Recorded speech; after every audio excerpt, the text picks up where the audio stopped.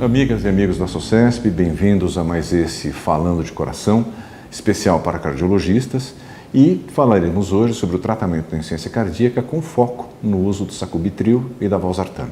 Quero, antes de mais nada, agradecer o apoio restrito da Novartis, que mais uma vez torna possível que levemos esse tipo de programação a todos aqueles que se interessam pelo tema. E ninguém melhor para falar desse assunto do que o nosso amigo Múcio Tavares, diretor de qualidade assistencial da atual gestão da SOCESP e também diretor da unidade de emergência do INCOR. Tudo bem, Múcio? Olá, Ibrahim. Olá, amigos cardiologistas, clínicos, médicos em geral, todos muito bem-vindos ao nosso Falando de Coração. Múcio, esse tema é extremamente importante. Acho que a insuficiência cardíaca se tornará numa coisa cada vez mais importante. Você é um dos líderes mundiais da área, tem se interessado e se dedicado muito ao assunto. Por que a gente está falando de medicação diferente? Aquilo que já se tem hoje já funciona? E falando nisso, como é a prescrição básica de um paciente com insuficiência cardíaca nos dias de hoje? Primeiro, você tem toda a razão, a insuficiência cardíaca é uma doença que tende a crescer. Se espera que até 2030 a gente dobre o número de pacientes que nós temos hoje. E é uma doença que tem uma mortalidade elevada. Depois do diagnóstico, 50% de mortalidade em 5 anos. Em 5 anos? Depois, quer dizer, mata mais que a maior parte das doenças que a gente conhece. Né? Muitas delas. O tratamento medicamentoso para a insuficiência cardíaca mudou isso. Pacientes tratados de insuficiência cardíaca demonstraram uma melhora de prognóstico do ponto de vista populacional. Quanto foi essa melhora? Cada uma das drogas melhora em torno de 30%, 35% o prognóstico. Eu me lembro que uma das maiores revoluções da época do meu final de residência foi o uso do beta-bloqueador.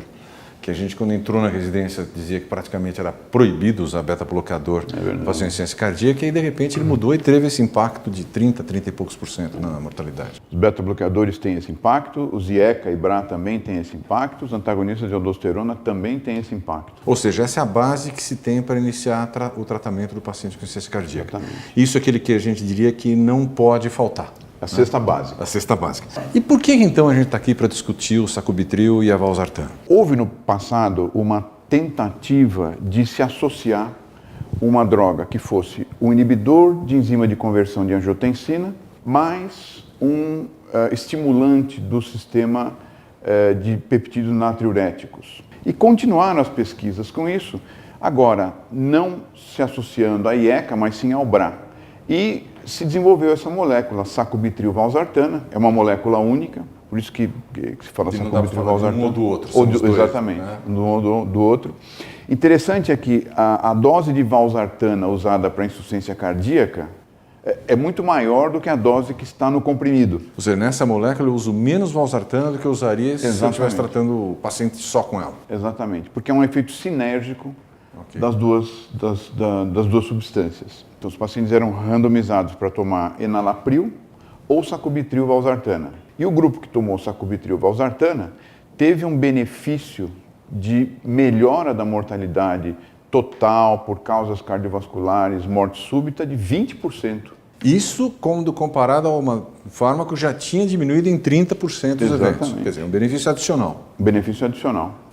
Uma coisa que eu estimulo sempre todo mundo quando olha um estudo é questionar: será que dá para confiar nesse trabalho ou não? Dá para confiar no Paradigm? Dá. É o maior estudo já feito em insuficiência cardíaca em termos de número de pacientes e com resultados muito favoráveis. Os pacientes tomavam beta-bloqueador também, não? Os pacientes estavam tomando dose boa de beta-bloqueador, mais de 90% tomavam beta-bloqueador, mais de 70% tomavam antagonistas de aldosterona em doses adequadas. E a isso, ou ele era randomizado para receber o inibidor da ECA ou o inibidor ou o sacubitril/valsartana? Exatamente. E ainda assim, o sacubitril/valsartana teve essa redução adicional de 20%. Quer dizer, um resultado que convence. Então, agora, do ponto de vista prático, como é que eu passo essa prescrição para o paciente? Como é que eu seleciono o paciente para receber e como que eu começo a prescrever? A indicação é o que está no estudo Paradigm, que são pacientes com disfunção ventricular, fração de ejeção menor do que 40%, menor do que 35%, que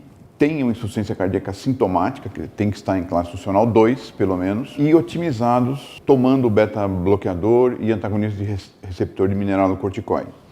Eles tinham que ter tolerado o uso de um BRA ou de um IECA. Em algum momento da previamente, vida, exatamente. Eles já tinham que ter tomado. Então, Por isso que hoje, nesse momento, nessa data presente, não há a indicação formal de iniciar como droga de primeira escolha. Perfeito.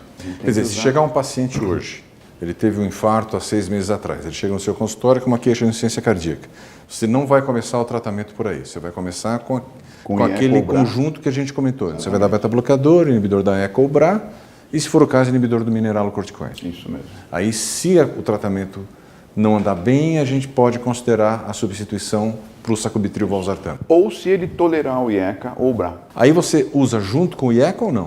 O IECA não pode ser usado junto com a substância sacubitril, porque ambos inibem alguns peptídeos e isso aumenta a chance de angioedema.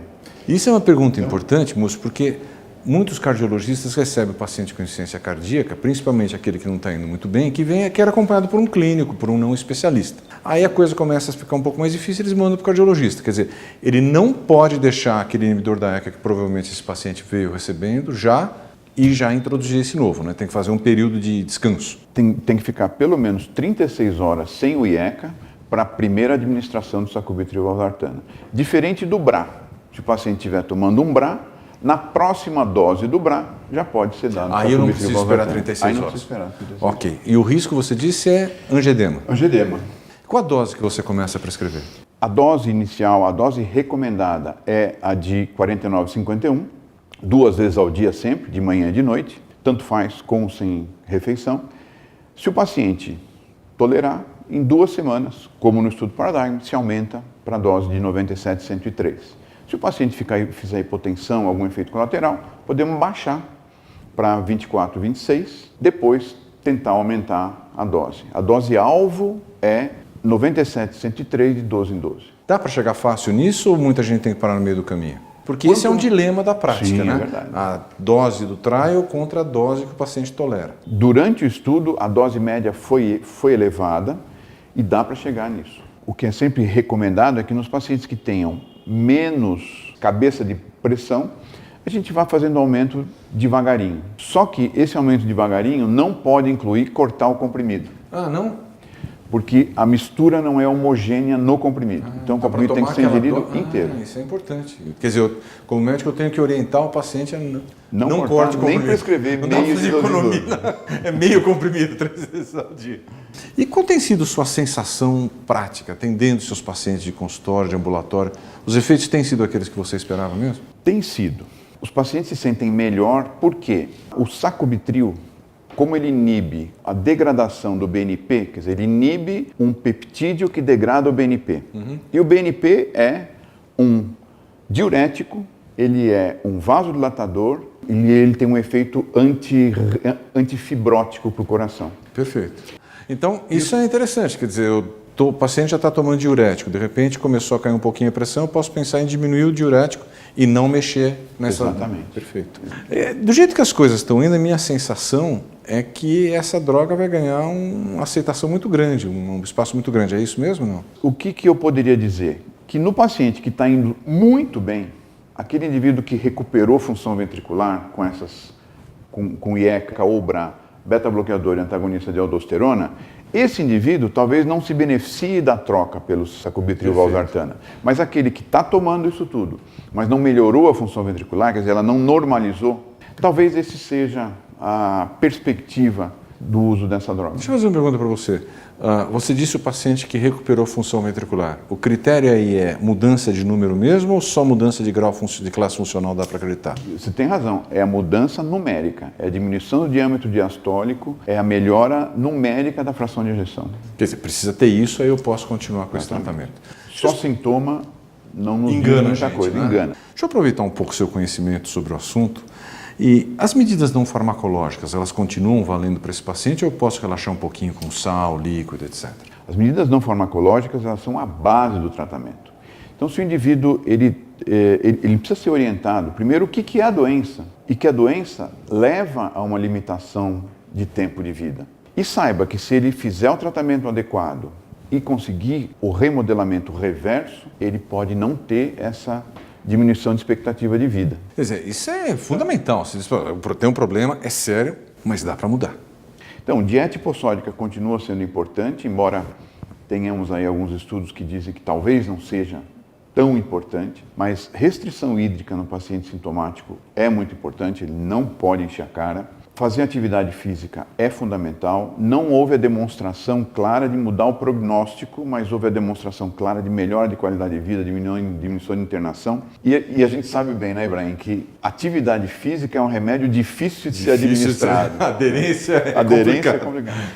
Mas acho que uma coisa muito boa que passou, Múcio, foi que é um problema grave, mas a gente consegue não tirar a esperança das pessoas. E isso é fundamental para a gente chegar até o dia seguinte. Múcio, foi sensacional. Acho que passamos a mensagem exatamente daquilo que a gente precisava. Queria agradecer muito a sua disponibilidade de vir aqui discutir esse tema conosco. Ibrahim, é um prazer discutir com alguém como você, que tem conhecimento amplo, cabem vários chapéus em você por conta das diversas coisas que você sabe e faz. É um prazer estar aqui, amigos, é um prazer estar aqui. Muito obrigado a todos por terem nos acompanhado. Queria mais uma vez agradecer a Novartis pelo seu apoio irrestrito a essa atividade educacional e nos acompanhem nos outros programas Falando de Coração. Até a próxima.